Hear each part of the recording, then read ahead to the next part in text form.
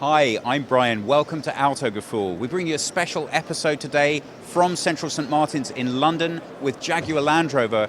We're here to talk about the future as Jaguar Land Rover sees it. And this feels like an appropriate place to be.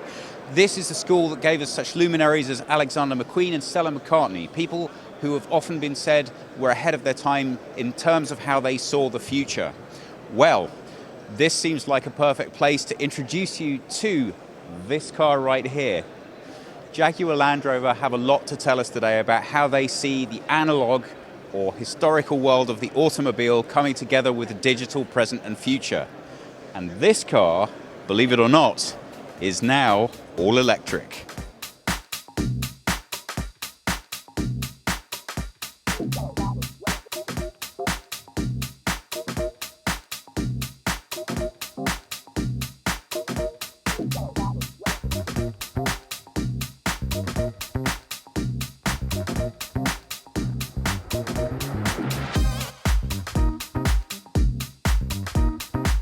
I've been joined by Tim Hannock, who's the director of Jaguar Land Rover Classic.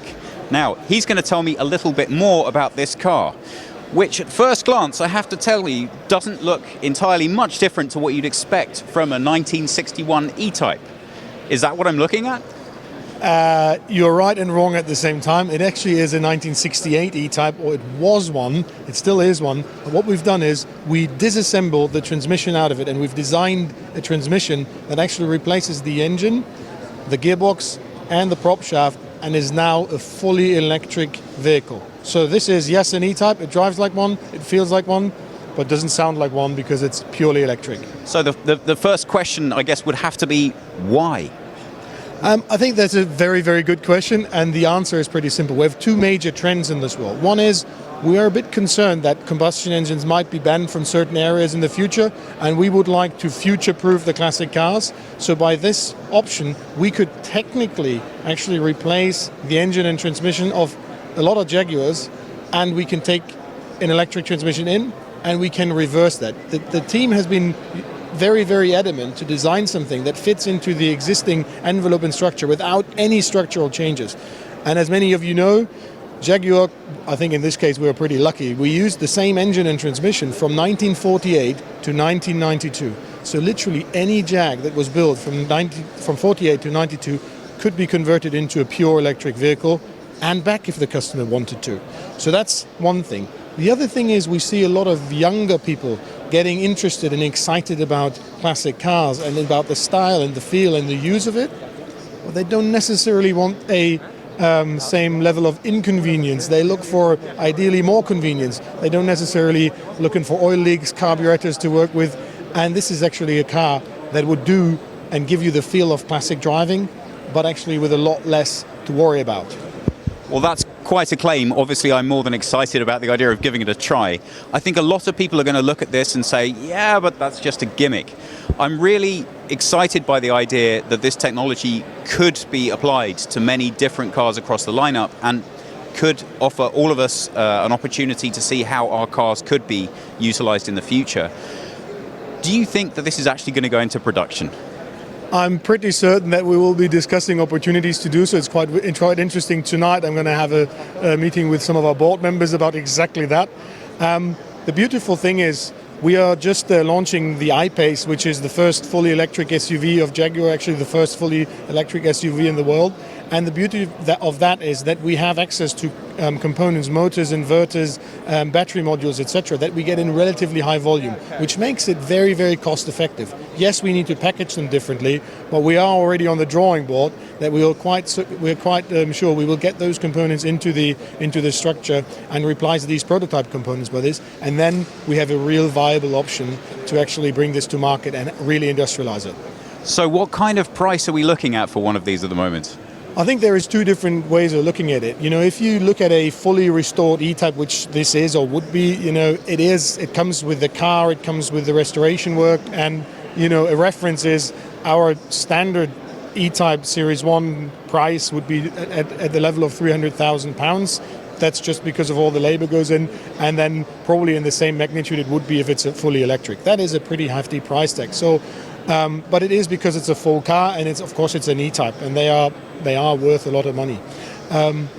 when we talk about conversions, so customer owns a car, we have a target. We want it to be less than £50,000 to make it viable and affordable. I can't tell you a sticker price at this very moment, but that's definitely the target we're working towards. So that's a very interesting question for me. Come on, guys. First of all, I want to know, what would you pay for a mint condition E-Type?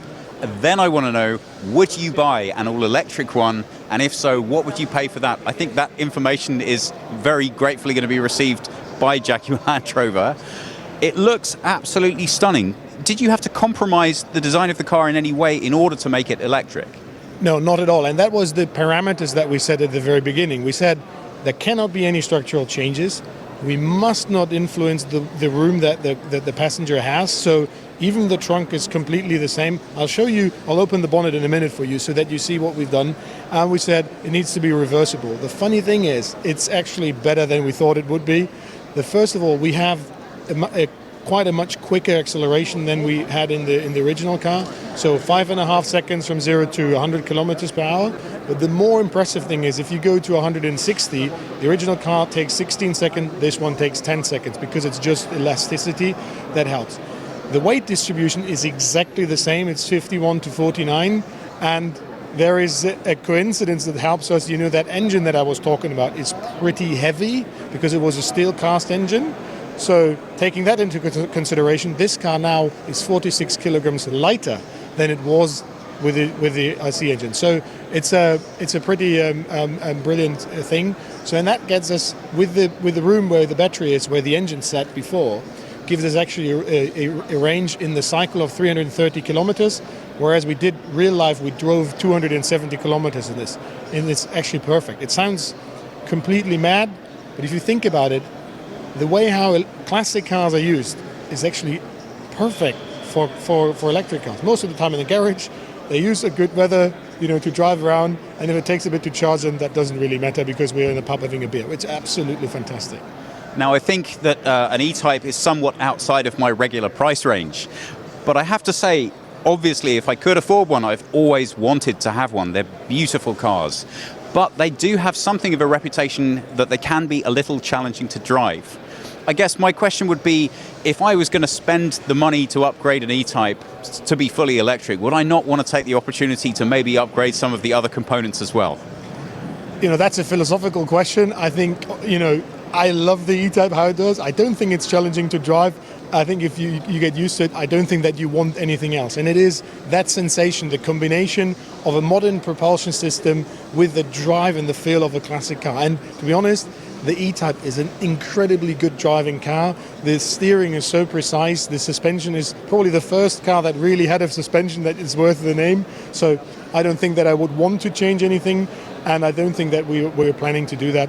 I think it's a beautiful, beautiful connection or combination of the different worlds. So you've absolutely sold me on the idea. I have to see underneath the bonnet. Is that something we can do? Absolutely, let's do that. Let's take a look inside.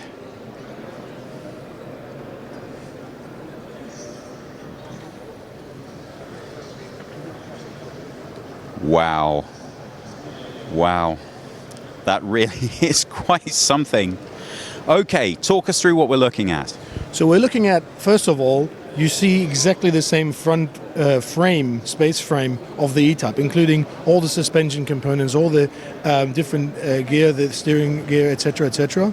And then in the middle where the engine used to sit, you see a big block, which is actually the battery that drives this car. So there's 40 kilowatt in this, so the XK is standing for the XK transmission. 330, there's actually 330 is the range by cycle, and as well it is three components. It's motor, the battery, and the inverters. There's three cooling systems, and it is zero emission, and 4 is for the 40 kilowatt hours of capacity that we have installed. What you cannot see is that the actual motor that drives the car sits in the tunnel where originally the gearbox was.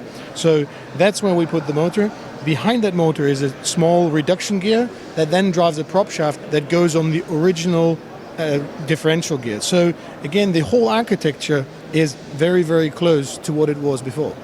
What I'm really liking about this immediately is that as much as I love the engine that the E-Type comes with, I'm guessing this is going to require significantly less maintenance and upkeep. Absolutely, yes, that's the plan. You know, there is literally a bit of cooling liquid, but there is a lot less turning parts in there or moving parts in it. So the maintenance is pretty much down to zero of this. I really like the sound of that. Well, you told us nothing has been compromised in terms of space. Is that really true? Absolutely, yes. The whole rest of the car is exactly as it was? Yes. We're going to need to see the boot. We're going to need to see in the back. Look at this.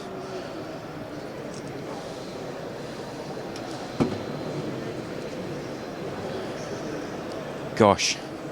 So what we have done is this is the original floor level of the E-Type, and this is in order to show what is underneath. So we did tank the tank out in the original car, or in the combustion car. The tank sits in that space and a spare wheel. We had to use this space because of the size of the prototype components. In the next generation, if we do one, we would move these components into the front of the car, and then we will put a spare wheel back into this. So, naturally, the components of the I-Pace are much, much smaller and lighter, so that will actually give us another benefit into all this. I think that's going to make a lot of our viewers happy, not least because they're going to be looking at this car thinking, that's great, but where am I going to put the subwoofer? We did put one in. Perfect. It's all good. Well, thank you so much for taking the time to show us around. This really is a stunning car, and I can only hope that we will get to give it a try when it comes to market. Thank you very much. Thank you. So we've been told that we can have a look inside this car, and I actually get to sit in it. I'm more than a bit excited. So, oh wow, you can really feel the history in this car. Now, obviously some things have changed. This isn't the original 1968 infotainment system, I know, but I think you're going to appreciate that while you're driving anyway. The view here is absolutely sublime. Looking down the bonnet and seeing those lines, I guess I would get a bit nostalgic, thinking it would be a little better if I could still smell the petrol coming out of those lovely big air vents. But I think I'm going to be more than happy with the complete silence as I drift around the country roads with this fantastic wooden steering wheel. No power steering needed here, absolutely not. We have some carbon fiber updates throughout. Obviously that helps with the weight and the durability as well. I do slightly miss the original wood, but I very much like this original touch. Everything about this car is just begging me to drive it. So from traditional right up to the minute, this is the I-Pace concept, fully electric. Now, according to Jaguar Land Rover, this will be the world's first fully electric luxury SUV. I think the people at Tesla might have one or two things to say about that, but still, I kind of understand the point. Now, this should be available to buy from 2018. As it stands, though, this is still just the concept, so of course it will be interesting to see how many of these features and details make it through to the actual production model. The seating inside matches the futuristic look and styling of the car at present. Again, I'm just never quite convinced when you see a concept that you're actually looking at something you're going to be able to experience firsthand. But a lot of the information that we learned about the E-Type conversion directly applies to the I-Pace. We have similar utilization of components within the vehicle, and this is very much how Jaguar want to move towards the future. From 2020, their entire lineup will be available as electric models. I don't think that's unique to Jaguar Land Rover, but it is nice to see how they're looking to apply that technology in their lineup. It looks very stylish, it looks very nice. Will it appeal? Obviously the issue with an all-electric SUV is that you have a much larger vehicle than traditionally you would power with electricity. That makes it a lot heavier. That creates extra problems with range, so you have to have more batteries, that's more cost, and obviously more weight. So, is it going to be a viable car when it comes to market? Well, I would argue yes. Simply put, nobody's buying an F-Pace unless they have enough money to play in that game anyway, so yes, this is going to be probably eye-wateringly expensive, but if you're after an electric SUV, you're already thinking of spending quite a lot of money. And it's got a nice field to play in. I think we're going to see more competition from Porsche. We already have competition in the form of the Audi Q7. and it will be interesting to see what Tesla do with their next generations.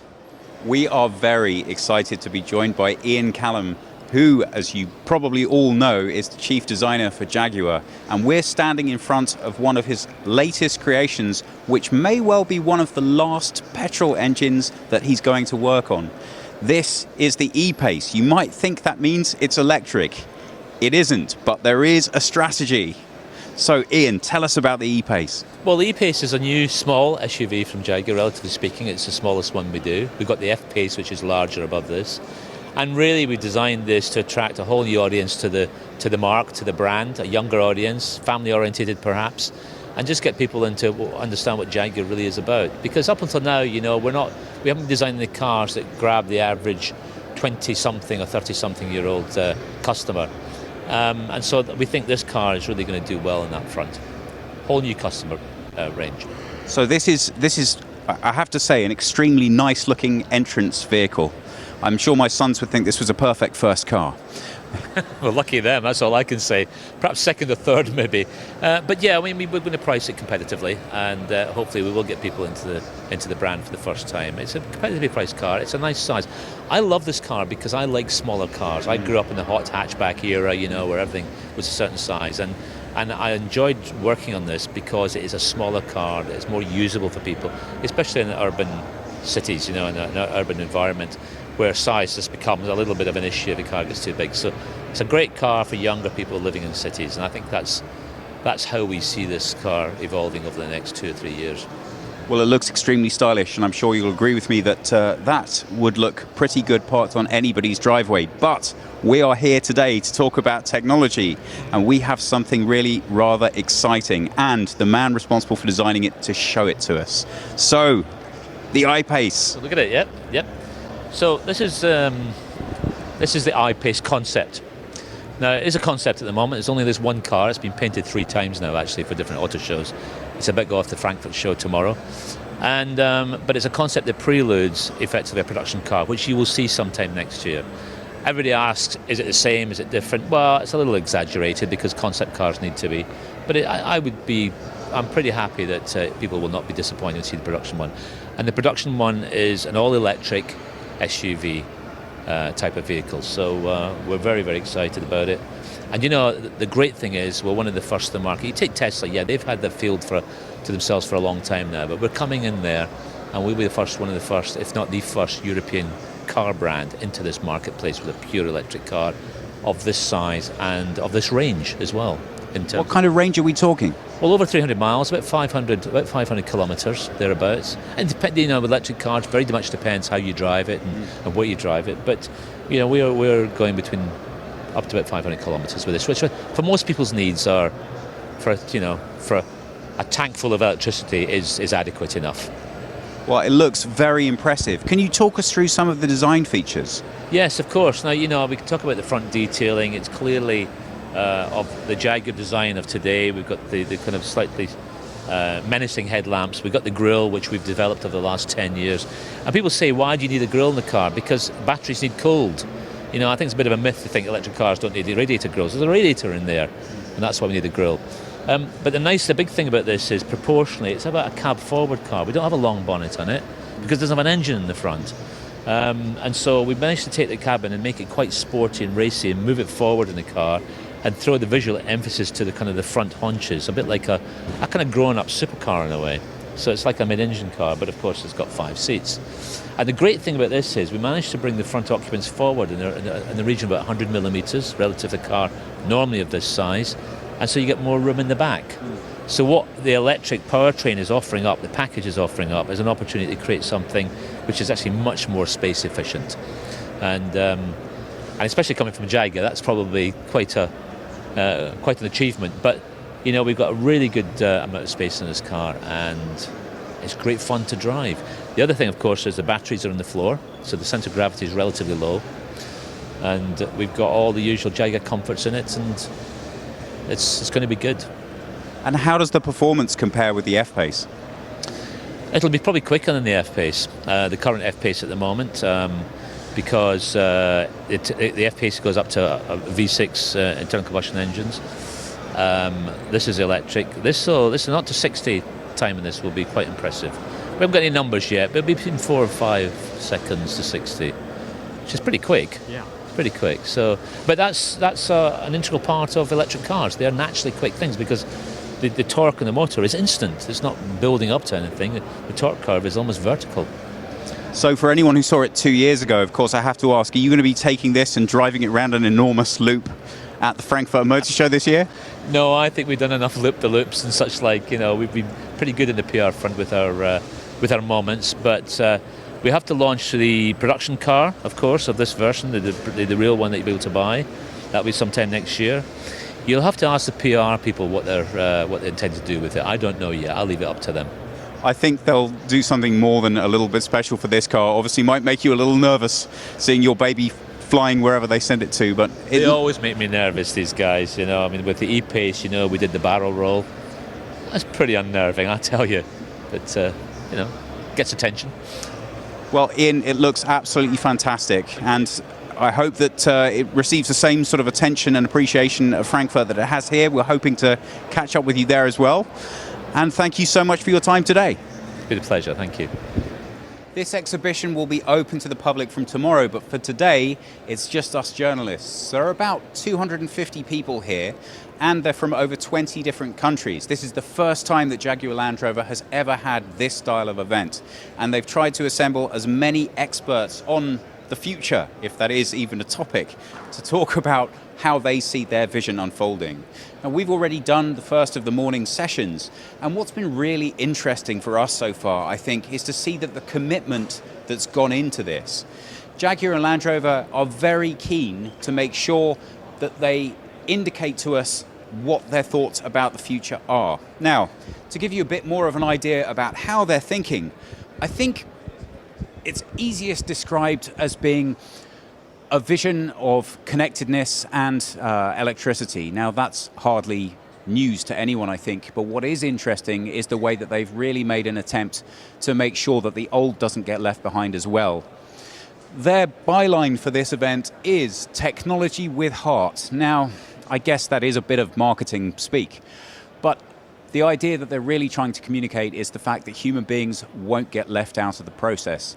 That's important because within the auto industry, we're clearly all looking towards automation and asking, what does that mean? When is it coming? How will it work? What impact will it have? It's no accident that we've been told, amongst the many figures we've been given today, that about 50% of people in their current jobs may be looking for new ones in the future, and up to 90% of the workforce, they think in the future, will have to have some level of coding expertise in order to find successful employment. That's a pretty frightening statistic. But it is heartening to know that companies are already working towards understanding how that will impact on their workforce and how it will impact upon their products, and then how they can communicate to us that the change is coming. A funny quote that they put up, a well-known one from Douglas Adams, is that people are good with change until they hit around about 35, and anything that happens in anybody's life after 35 is frightening and new and should be done away with.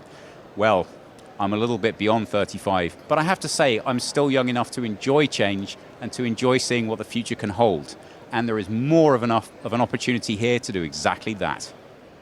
So Michelle and I have been talking all morning about the future of cars, and clearly that's the whole point of the event. But I'm really keen to know what you think. Is autonomous driving really necessary? Will it absolutely have to happen?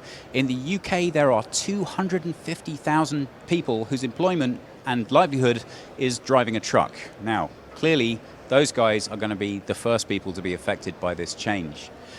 It's not all going to be good, and while we have the learning curve, it's going to be a challenge understanding what the moral issues of a car being able to drive itself are. But whether we like it or not, the change is definitely coming.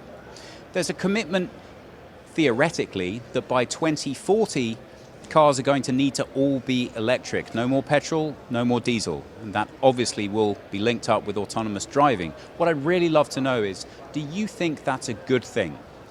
Obviously, a lot of our viewers are big petrol heads. Clearly we are as well.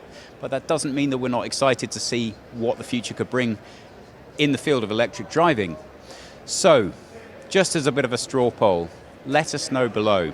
Autonomous cars, should we have them? And if so, when by? Tell us what you think. Here we can see a very nice visual display of Jaguar steering wheels from inception right up to modern day. So why is that here?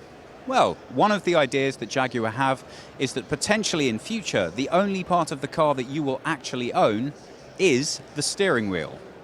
And here it is, meet Sayer. This is named after the famous Jaguar designer Malcolm Sayer, who famously designed the E-Type and the XJS.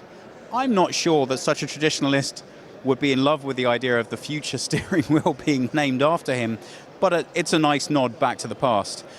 The concept behind this is that this will interact with your life fully. So it will connect as part of the Internet of Things in your life to make sure that it manages everything associated not only with your car, but also with your day-to-day activities.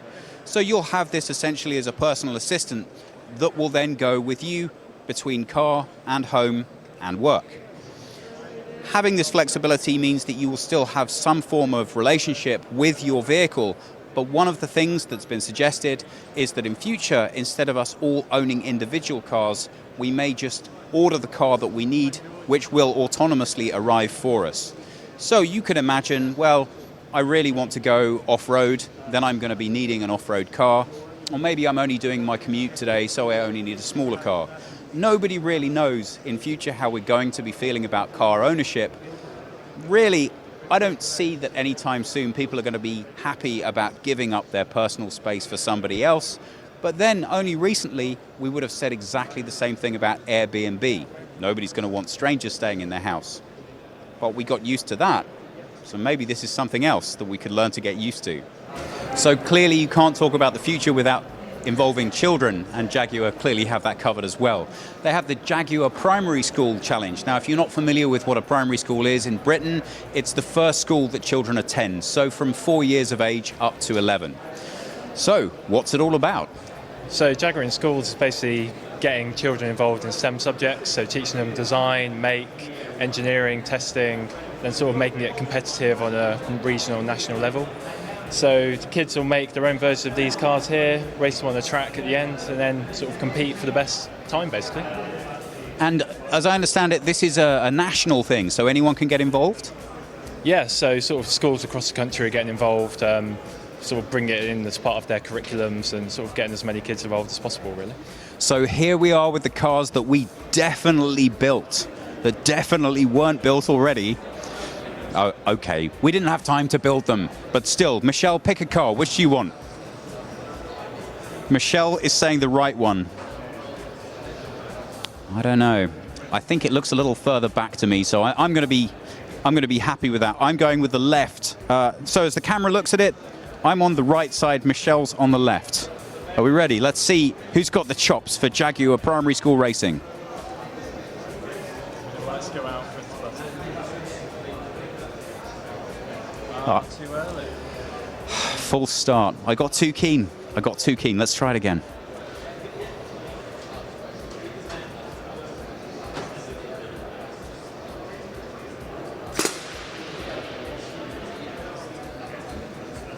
Well, I would like to say that that was my superior car design that won the day. But as I didn't build the car, I can't really claim that. But it does look like an awful lot of fun. So if you want to get involved in this, then send Jaguar an email. How would people get involved if they want to join up with their schools? Well, they just need to go into our website. They can go into Engineering in Motion or 4x4 in Schools or the JPSC website, and we'll have all of the instructions there for them. And can people do this from other countries as well if they want to get involved? Yes, it's implemented internationally now. On the Jaguar Primary School Challenge, we are now in 7 countries. On the 4x4 in Schools, we are now in 17 countries. On 4x4, we're going to do the World Finals in December in Abu Dhabi with 26 teams from around the world, 17 countries participating. I think that gives us enough time that we can build our own, Michelle, and then we'll see. We'll see. So, Thomas, AJ, I'm coming for you. You need to find one of these, and we'll see how you get on with it. Let's see how I do. Okay. Whoop. That wasn't so good. Let's go again. Oh yes. Whoop.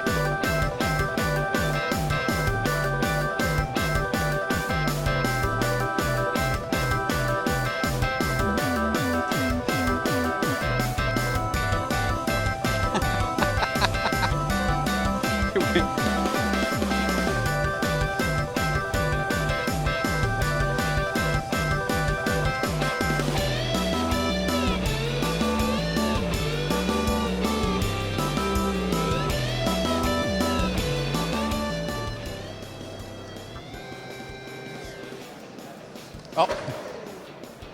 And that's a fail. Oh well. So come on guys, now you show me what you've got.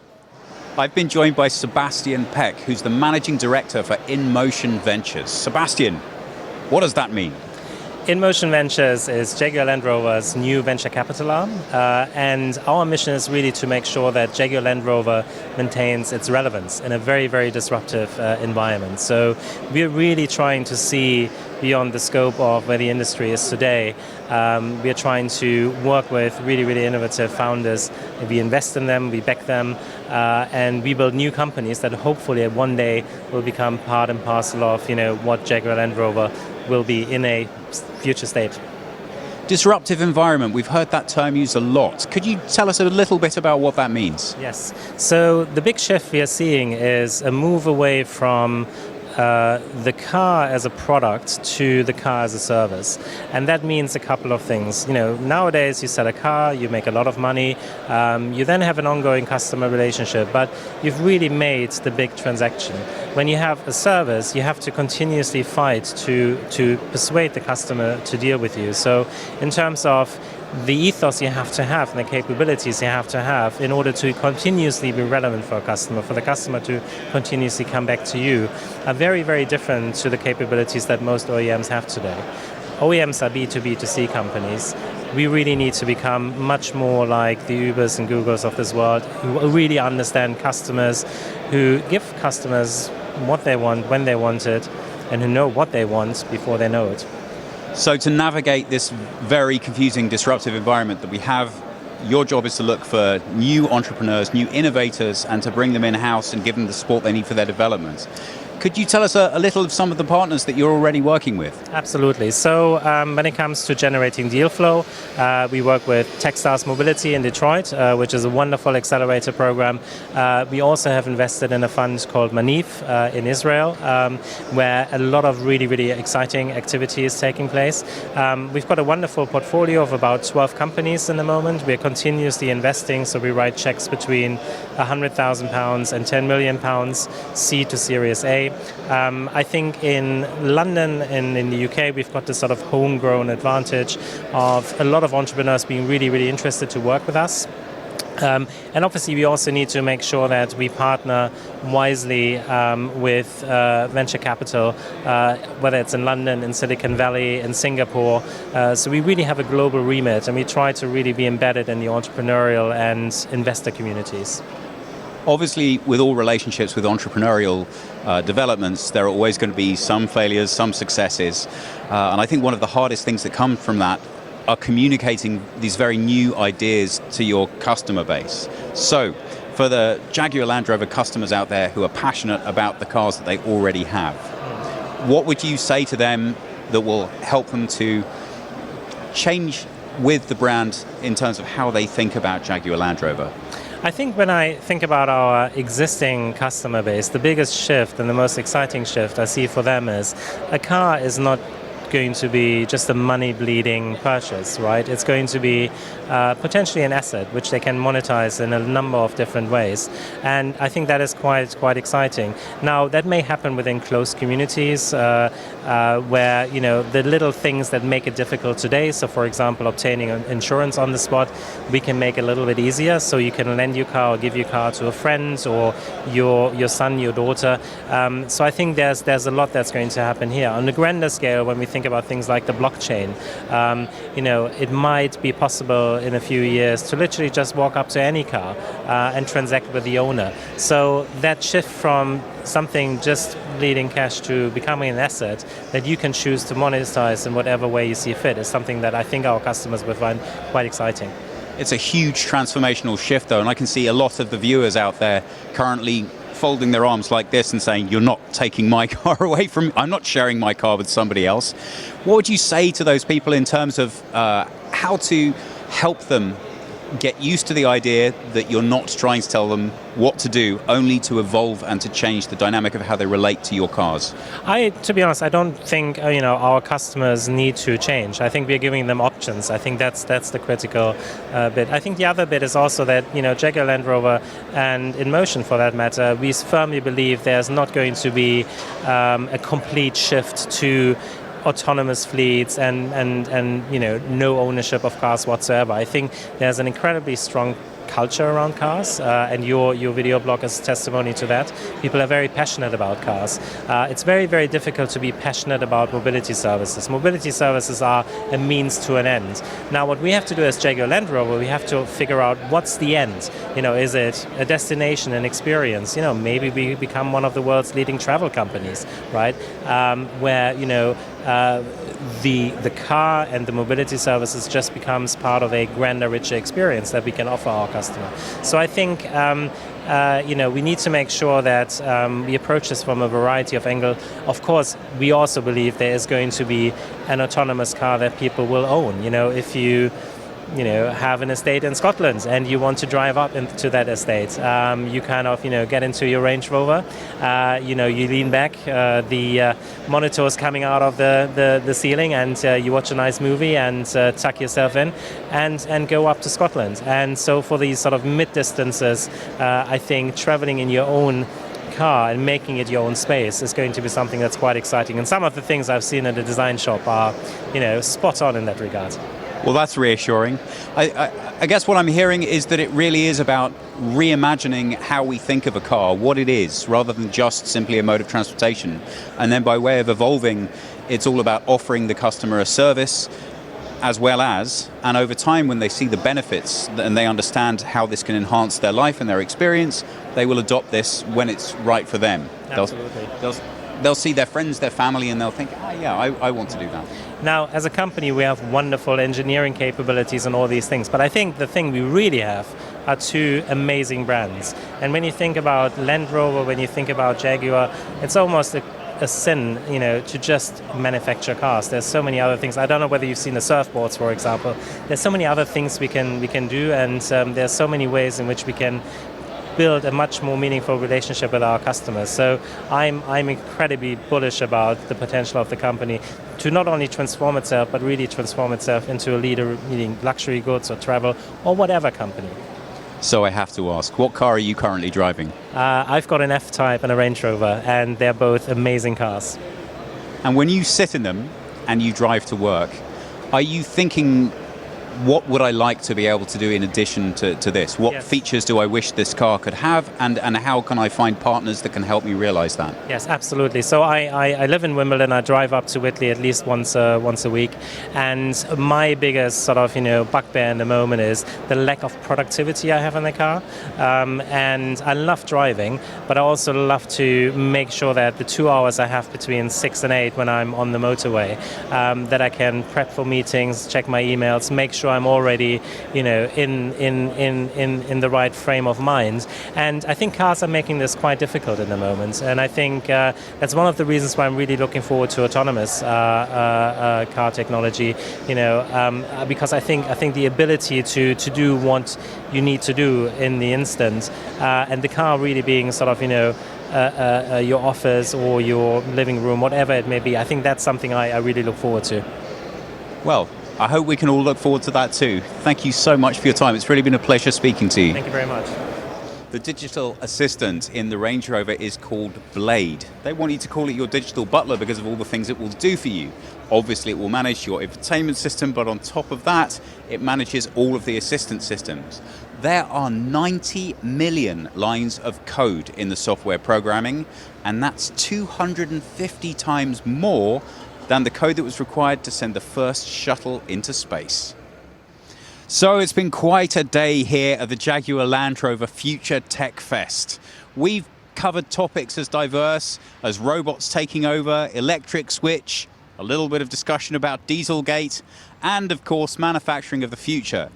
And I'm really pleased to say that despite the fact that all of these things seem to be heading towards a lot of people wondering what they're going to do for a living in future, the entire event has been extremely positive. We've been able to talk about not only what technology can do now, but what it might deliver for us in future.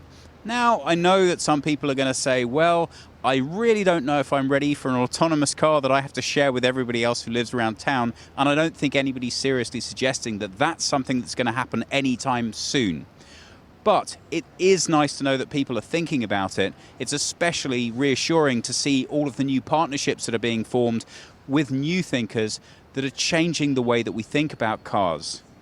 I really liked, as a highlight for me, of course, the electric E-Type. I think what really resonates is the idea that you don't have to throw out the old just to get in with the new. There's going to be something for us all still to enjoy, still to talk about, and plenty more happening in the future.